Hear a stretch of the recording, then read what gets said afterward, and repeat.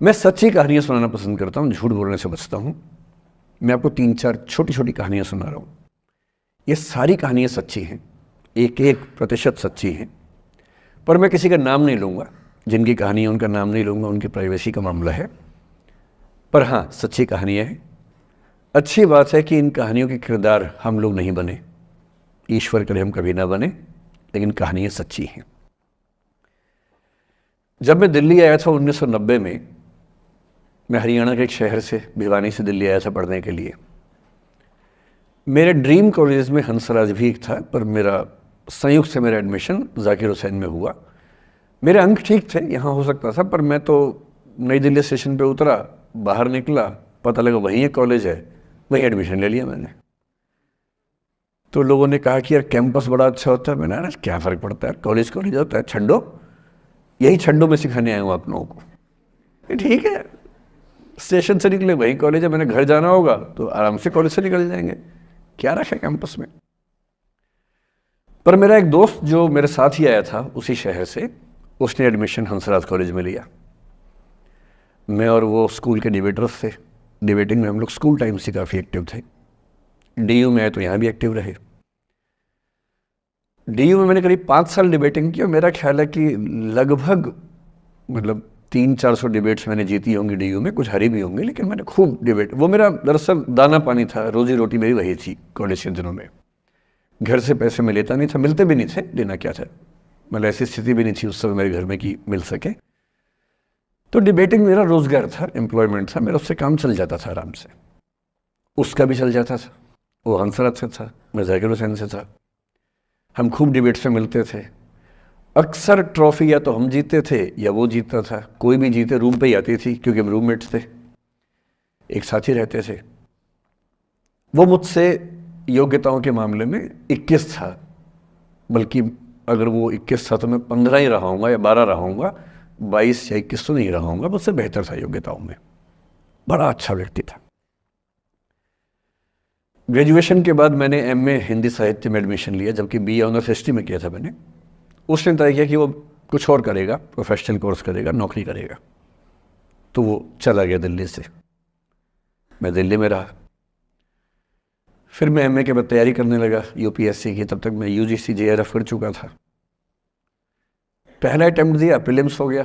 Mains मेरा 96 के mains की बात कर रहा हूँ, मेंस शुरू होने वाला था, 2 दिन रह गए थे। करीब 10 दिन पहले वो मेरे पास आया हुआ था दिल्ली में, मिलजुल के अच्छे से बात करके गया था। उन दिनों उसका एक प्रेम संबंध कहीं हमारी ही एक मित्र के साथ चल रहा था। हम सब दोस्त थे, तो उनमें से 2 लोगों का आपस में का अफेयर था।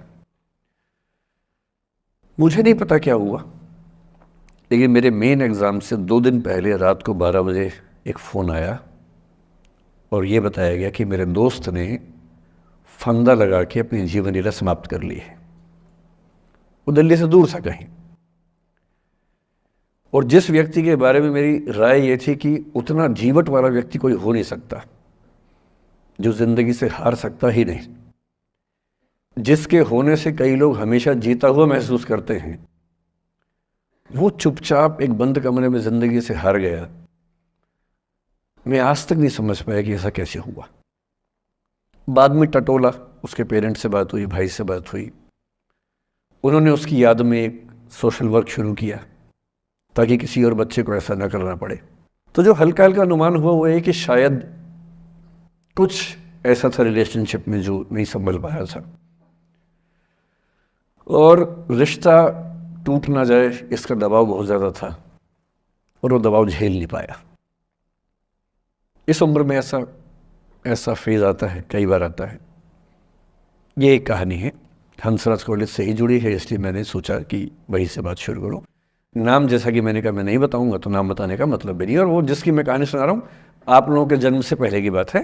आप तो सब 21वीं सदी वाले बच्चे होंगे ना, जेन ज़ी होंगे आप सब लोग, तो ये तो बहुत पुरानी बात है। एक दूसरी कहानी सुनाता हूँ। मैं आपको 2-3 कहानियाँ सुनाऊंगा, फिर उन सबका सार निकाल लेंगे एक साथ हम लोग। दूसरी कहानी ये है कि जब मेरा सिलेक्शन हो गया 97 में, 96 अटेम्प्ट में पहले बार में मेरा सिलेक्शन हो गया था, मैं एक्सटेंशन लेके तैयारी कर रहा था और डीयू में मैं पढ़ा भी रहा था उस समय। तब मैं शायद डीएवी कॉलेज में था या अग्रसेन, मैं 2 जगह पढ़ा है डीयू में, तो उनमें से किसी कॉलेज में पढ़ा रहा था उस समय में। तो उस समय एक लाइब्रेरी है कैंपस में ही, सेंट्रल रेफरेंस लाइब्रेरी, आप जानते होंगे, CRL बोलते हैं, जो विवेकानंद जी की स्टैच्यू है उसके सामने ही वो लाइब्रेरी है। उस लाइब्रेरी में नीचे सब बैठ के पढ़ते हैं और टॉप फ्लोर पे रिसर्च फ्लोर है जहाँ MPhil PhD वाले बच्चे पढ़ते हैं। मैं उस समय शायद PhD कर रहा था या MPhil खत्म हुई थी, वहीं बैठता था, पढ़ता था रोज़। कई दोस्त पढ़ते थे हम लोग वहाँ। हम सुबह 8 बजे लाइब्रेरी खुलते ही वहाँ घुसते थे, रात को 1 बजे निकलते थे लाइब्रेरी बंद होने के समय। तो वहाँ एक छत थी, छत पे छोटी सी कैंटीन थी जहाँ हम लोग जब जब बोर होते थे दिन में 3-4 बार जाके चाय पीते थे।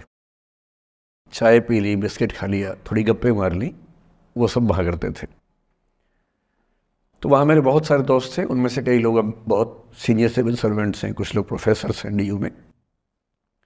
2 बच्चे थे मुझसे जूनियर, 3-4 साल जूनियर थे, बड़े प्यारे बच्चे थे। मुझे उस समय तक पढ़ाई लिखाई का शौक अच्छा खासा हो गया था, तो वो रोज़ मेरे साथ बैठते थे केवल बात करने के लिए, किसी मुद्दे पर बहस करनी है तो बहस होती थी, समझते थे। फिर मुझे पता लगा कि वो दोनों रिलेशनशिप में हैं, रिश्ते में हैं, दोनों ने शादी भी कर ली। उनकी योजना डीयू में पढ़ाने की थी या सिविल सर्विस की भी थी शायद, पता नहीं। मेरा इंटरेक्शन बहुत ज़्यादा उसके बाद रहा नहीं उनसे, क्योंकि मैं सर्विस में चला गया था। इतने जिज्ञासु बच्चे थे दोनों, इतने जिज्ञासु कि उनसे मिलकर तबीयत खुश हो जाती थी, कि हर चीज़ जानने का मन करता था उनका, हर विषय पढ़ने का मन करता था। एकदम जीवन से भरे हुए बच्चे, आंखों में चमक ऐसे। फिर दोनों की शादी हुई तो मैं शादी में जा नहीं पाया, क्योंकि मेरा रिश्ता सिर्फ लाइब्रेरी में 1 घंटा गप मारने वाला था, उससे ज़्यादा था नहीं रिश्ता उनके साथ। फिर सुनता रहता था कि मैं सब बढ़िया चल रहा है, पढ़ाई कर रहे हैं, तैयारी कर रहे हैं। इंटरकास्ट मैरिज की उन लोगों ने, खूब हंगामा हुआ, दोनों घर में तलवारें खिंच गई, किसी तरह से तलवारें संभाली गई, मैनेज हुआ, दोनों साथ रहने लगे। और फिर 3-4 साल के बाद एक दिन मैंने खबर सुनी कि उस बच्ची ने फंदा लगा के जीवन लीला समाप्त कर ली। ये बात भी दिल्ली विश्वविद्यालय की है, उस दौर के सब लोग इस कहानी को जानते हैं।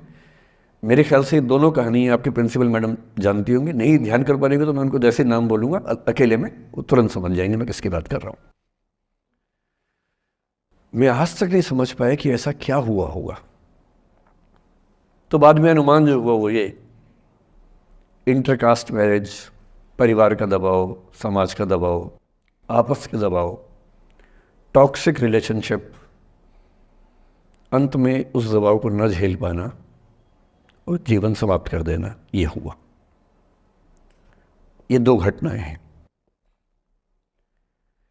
एक तीसरी घटना ये है कि दिल्ली में आज से 25 साल पहले घटना घटी। आप लोग तब बस पैदा हुए होंगे, घुटनों में चल रहे होंगे, या उससे 5-7 साल पहले की बात रही होगी। ये घटना दिल्ली के सब सीनियर लोग जानते हैं, जिनकी उम्र 35-40 साल है वो सब जानते हैं इस घटना को। मोबाइल फ़ोन में वीडियो नया नया आया था उस समय, अब तो आपके हर फ़ोन में वीडियो है, अब तो सामने भी है, ताकि आप वैसा वाला मुंह बना के सेल्फी खिंचवा सके। पाउट बोलते हैं ना, मैं उसको देसी भाषा में सूअर जैसा मुंह बोलता हूँ, और वैसा ही बनता भी है, क्यूट क्यूट सा सूअर जैसा मुंह बना के लोग सेल्फी खिंचवाते हैं, उसको बोलते हैं पाउट। तब तो कैमरा फ़ोन में पहली बार आया था, तब लोग अभ्यस्त नहीं थे। अब जैसे आप लोग कितने अभ्यस्त होंगे, हम भी होने लग गए अब तो। अब हम किसी से बात करते हैं तो हम ये एज्यूम करके चलते हैं कि उसने फ़ोन में कुछ ना कुछ ऑन कर रखा होगा, या तो आवाज़ रिकॉर्ड करेगा या वीडियो बनाएगा। तुम कितने केयरफुल होकर बोलते हैं, कितने कॉन्शियस रहते हैं। और सर्विलांस सोसाइटी की सबसे बुरी बात यह है कि हम हमेशा चौकन्ने रहते हैं, हम सहज हो ही नहीं पाते। सहज रूप से 2 लोग बात कर लें, हो ही नहीं पाता। तो मैं तो अपने ऑफिस में कई बार ऐसा करता हूँ, जब हम 3-4 लोग बैठते हैं इनफॉर्मल बातचीत के लिए, हम सब अपना अपना फ़ोन कमरे के बाहर छोड़ के आ जाते हैं, फिर 2 घंटे बात करते हैं, इस भय से मुक्त होके कि कहीं कोई रिकॉर्ड तो नहीं कर रहा। ये हालत है आज की। उस ज़माने में तो फ़ोन थे। मोबाइल फ़ोन आया था भारत में लगभग 1995 के आसपास पहली बार। बड़ा महंगा था, 16 रुपये प्रति मिनट इनकमिंग, 16 रुपये प्रति मिनट आउटगोइंग, ये रेट से उस समय।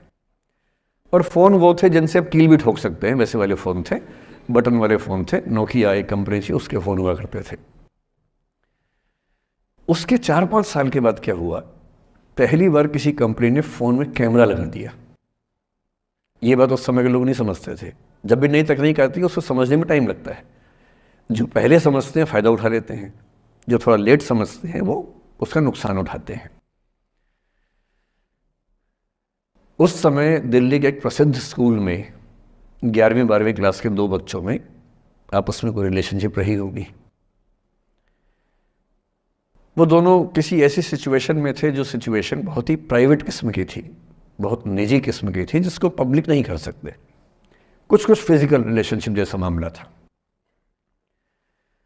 उस दुष्ट लड़के ने लड़कों के इतिहास को कलंकित, लड़कों का इतिहास वैसे भी कलंकित ज़्यादा है, उसे और कलंकित करते हुए उस पूरे सिचुएशन का वीडियो बना लिया।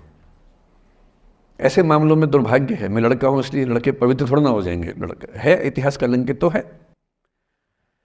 उसका वीडियो बना लिया और दुष्टता का चरम स्तर निभाते हुए वो वीडियो अपने एक दोस्त को शेयर कर दिया। ये कहे कि किसी और को दिखाना मत, जैसा कि होता है अफवाहों की दुनिया में। हर अफवाह एक व्यक्ति एक को ही बताता है, ये कहे कि किसी और को मत बताना, और अगला व्यक्ति भी अगले को यही कहे कि बोलता है किसी और को मत बताना। और इस तरह से पूरे शहर को खबर होती है और सबको लगता है कि सिर्फ मुझे पता है। वो वीडियो फैल गया। नए नए फ़ोन आए थे, पर वो फ़ोन कम लोगों के पास थे, कैमरे वाले फ़ोन। तो फ़ोन से कितना फैलता, ज़्यादा नहीं फैला। लेकिन उस समय दिल्ली की एक कुख्यात मार्केट हुआ करती थी, पालिका बाज़ार, अभी भी है, पर तब वो कुछ और कामों के लिए कुख्यात हुआ करती थी। अब तो कपड़े मिलते हैं, तब कपड़ों के साथ कई चीज़ें और मिलती थी वहाँ। जैसे गंदी फिल्मों की सीडी चाहिए हो तो वहाँ मिलती थी, ग्रे मार्केट में, चोरी छिपे। इस वीडियो को सीडी में कन्वर्ट करके लोगों ने वहाँ से खरीदा, लाखों करोड़ों की संख्या में। नए नए टेलीविज़न चैनल प्राइवेट आए थे, और प्राइवेट टीवी चैनल को खबरों की भूख इतनी होती है कि वो खबर के लिए जान दे सकता है और जान ले भी सकता है किसी की। 24 घंटे इस खबर पे, इस चीज़ पर खबरें चल रही थी सारे चैनल्स में कि ये वो लड़का है जिसने ऐसा किया, ये वो लड़की है, ये वो स्कूल है, इस स्कूल की प्रिंसिपल से बात करेंगे, इससे बात करेंगे। वो जो बच्ची थी जिसकी इसमें कोई गलती नहीं थी, सिवाय इसके कि वो किसी एक लड़के से प्रेम करती थी, जो कि उस उम्र में बच्चे कर बैठते हैं। इसके लिए बहुत चिल्लपौनी मचानी चाहिए। बच्चों को आप हर बात पे अपराधी नहीं मान सकते। उस बच्चे की गलती सिर्फ इतनी थी कि उसने अपने दोस्त पे भरोसा किया, जो भरोसे के लायक था नहीं। वो नीच किस्म का व्यक्ति था जिसने उस संबंध की गरिमा को समझा नहीं। उस बच्ची के घर के बाहर 24 घंटे न्यूज़ चैनल से कैमरे खड़े रहे। घर से कोई भी निकले, 50 कैमरे पीछे। आप बताइए आपकी बेटी कैसी है, आप बताइए आपकी बहन कैसी है। अंत में उस पिता ने अपनी बच्ची को इस देश से बाहर भेज दिया। उसके कुछ दिन बाद की जो खबर टीवी चैनल से नहीं दिखाई, उसके पिता ने आत्महत्या कर ली। ये तीसरा इंसिडेंस है। ये सारी खबरें सच्ची बता रहा हूं मैं, इनमें से एक भी झूठ नहीं है। झूठी कहानियों से मोटिवेशन दिया जा सकता है, मैं जानता हूं, पर जब सच्ची कहानियां हैं तो मैं झूठ क्यों बोलूं? सारी सच्ची कहानियां बता रहा हूं मैं आपको। एक चौथी कहानी जो आप में से कई लोगों की होगी। मेरा एक स्टूडेंट है, सिविल सर्वेंट है, सीनियर लेवल पे है, करीब 40 साल का है। उसने आज तक शादी नहीं की। क्या उसकी शादी करने की इच्छा नहीं थी? पूरी इच्छा थी। फिर क्यों शादी नहीं की? भाई कुछ लोग तो होते हैं कि शादी करनी ही नहीं, कोई मिशन है। योगी जी हैं, मोदी जी है, ठीक है, उनका तो मिशन है। ममता जी है, उनका मिशन है। पर जिसका जीवन में ऐसा कोई मिशन नहीं है और जिसको प्रेम करने का मन भी करता हो, वो तो शादी करता है आमतौर पे। उसने शादी क्यों नहीं की जानते हैं? जब वो 25-26 की उम्र में था, जब वो मेरा विद्यार्थी भी था, एक दिन मेरे पास आके बोला कि सर एक बात करना चाहता हूँ। मुझसे मेरे स्टूडेंट्स ऐसी बातें खूब करते हैं पर्सनली आके, अब तो मैं टाइम कम दे पाता हूँ, पहले तो ये सब होता रहता था क्लास के अलावा। एकदम रोता हुआ आया, आंखों में आंसू भरे हुए बहुत सारे। अरे क्या हो गया भाई? तो फिर उसने किसी का नाम बताया कि सर वो ही मेरी स्टूडेंट थी, कि सर उसके साथ रिलेशनशिप थी, उसने धोखा दिया है मुझे। अच्छा, धोखा देने वाली कहानियाँ मुझे बहुत अपील नहीं करती। मेरा मानना है कि दोनों पक्षों की गलतियाँ होती हैं। आप केवल अपने पर्सपेक्टिव से सोच सोच के धोखा करते रहते हैं, ऐसा थोड़ा ना होता है भाई। कुछ तो मजबूरियाँ रही होंगी, कोई यूं ही बेवफा नहीं होता, कुछ तो वजह होगी ना। आप थोड़ा उसकी वजह, उसका भी तो, उसकी कहानी भी तो सुनिए। और मैं जब जब दोनों कहानियाँ सुनता हूँ मुझे लगता है कि मामला ग्रे है। आप किसी एक पे उंगली उठा ही नहीं सकते कि इसने ऐसा किया। दोनों की गलतियाँ होती हैं, ऐसा थोड़ा ना कि एक की होती है। बहरहाल इन भाई साहब को ऐसा लगा कि धोखा हो गया उनके साथ। तो मैंने कहा चलो कोई बात नहीं यार, हो गया तो हो गया, तू नहीं कोई और सही, ऐसा क्या है। वो इतनी बड़ी दुनिया है, 8 अरब की आबादी अब है, उस समय भी 6-7 अरब तो थी। मैंने कहा 3.5 अरब 350 करोड़ में कोई तो होगी तुम्हारे लिए, ऐसा क्या है, कोई और देखेंगे। पर वो थोड़ा ज़्यादा सेंटिमेंटल था उस समय।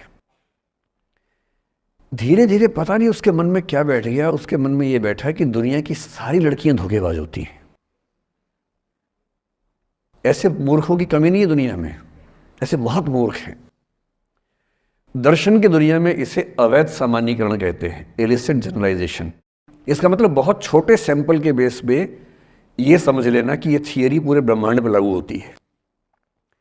एक लड़की ने धोखा दिया, मान लीजिए धोखा दिया, धोखा इसने दिया कि उसने दिया कि किसी ने दिया, जो भी कहानी हो, एक सैंपल से ये मान लेना कि सब ऐसे होते हैं। और उसके बाद से उसने कम से कम 10 बार कोशिश की, 10 लोगों से मिला, बातचीत की शादी के लिए। डेटिंग तो क्या करेगा 40 की उम्र में, लेकिन हाँ बातचीत करके देखा कि शायद रुचियाँ मिल जाएं, स्वभाव मिल जाए तो शादी के बारे में सोचें। हर बार 3-4-5 मीटिंग के बाद वापस हट जाता है। अब तो मैंने पूछना बंद कर दिया है। जब तक मैं पूछता था, बोलता था कि सर 3-4 मीटिंग के बाद लगता है कि ये भी वैसी ही है। मैंने कहा भूल जाओ भाई, उससे भूल जाओ, बात खत्म हो गई। उसके बच्चे घूम रहे हैं आजकल स्कूल में, अब तुम कम से कम शादी तो कर लो। वो भाई साहब आज तक अकेले हैं, और अब तो बाज़ार में मूल्य भी कम हो गया उनका, अब विकल्प भी ज़्यादा नहीं मिलते हैं। अब जो विकल्प मिल रहे हैं वहाँ उसकी रुचि और कम हो गई है। तो पूरी संभावना है कि वो जीवन अकेले ही गुजरेगा अब उसका। एक अंतिम एग्जाम्पल देके फिर मैं निष्कर्ष की तरफ बढ़ूंगा। मैं एक आईएएस ऑफिसर को जानता हूँ, 2 आईपीएस को जानता हूँ, बहुत योग्य लोग, देश के सबसे अच्छे संस्थाओं से पढ़े हुए लोग, प्रॉपर आईएएस प्रॉपर आईपीएस में नौकरी करने वाले लोग, और इन तीनों ने अपना जीवन समाप्त कर लिया नौकरी में रहते हुए। क्यों? क्योंकि नौकरी और घरेलू जो दुविधाएं थी उनको झेल नहीं पा रहे थे, ना झेल पा रहे थे, ना भूल पा रहे थे। लेट गो नहीं कर पाए तो गिव अप कर दिया। और इसलिए मुझे अक्सर लगता है कि जितनी चीज़ें हम सिखाते हैं बच्चों को, हिस्ट्री, इकोनॉमिक्स, लिटरेचर, वो सब ठीक है, उनका भी महत्व है। शायद उससे ज़्यादा महत्व इस चीज़ का है कि ये समझें कि अपने इमोशंस को कैसे मैनेज करना है। जब जीवन में ऐसा लगे कि सब खत्म हो गया है, जब जीवन में लगे कि बहुत टॉक्सिक किस्म की लाइफ हो गई है, उससे बाहर कैसे निकलें, शायद ये सबसे महत्वपूर्ण लेसन होता है जो हम सबको सीखना चाहिए। मैंने कहीं से सीखा नहीं है, ना मैंने ऐसी किताबें पढ़ी हैं। हालांकि मैंने 2 किताबें मंगवाई हैं पिछले हफ्ते, पढ़ी नहीं है अभी तक, तो मैं किताबों के बेस पे नहीं जानता कैसे सीखते हैं, लेकिन ज़िंदगी से तुम सीख सकते हैं। इन कहानियों का सबका एक ही सार है, वजह अलग अलग है। एक व्यक्ति ने इसलिए अपना जीवन समाप्त किया कि वो रिश्ता उसके हाथ से छूट रहा था। एक ने इसलिए जीवन समाप्त किया कि ये रिश्ता बन गया था पर समाज के दबाव, घर के दबाव मैनेज नहीं कर पाए। एक ने ज़िंदगी भर शादी नहीं की सिर्फ इसलिए कि वो पुरानी यादों को भूल नहीं पाया। अरे एक बार गलती हो गई तो हो गई, आगे तो संभावना जीवन में है भाई, क्यों इतना हावी रखना उसी दिमाग के ऊपर। कुछ लोग देश की सबसे अच्छी नौकरी में होकर हर पैमाने पर सफलता की हर कसौटी पर खरा उतरने के बाद जीवन नहीं बचा पाए, क्योंकि दूसरों की नज़र में आप बहुत सफल हो जाए, अपनी नज़र में शून्य हो, तो फिर जीवन कैसे बने, जीवन कैसे बचे। इन सारी कहानियों का मूल भाव एक ही है, अगर आप खुद को हैंडल नहीं कर सकते तो दुनिया को क्या हैंडल करेंगे। दुनिया को हैंडल करने से पहले खुद को हैंडल करना सीखना पड़ता है, और उसका सबसे आसान जो रामबाण उपाय है उसको बोलते हैं द आर्ट ऑफ लेटिंग गो, जाने दो। वो अफसाना जिसे अंजाम तक लाना न हो मुमकिन, उसे एक खूबसूरत मोड़ देकर छोड़ना अच्छा।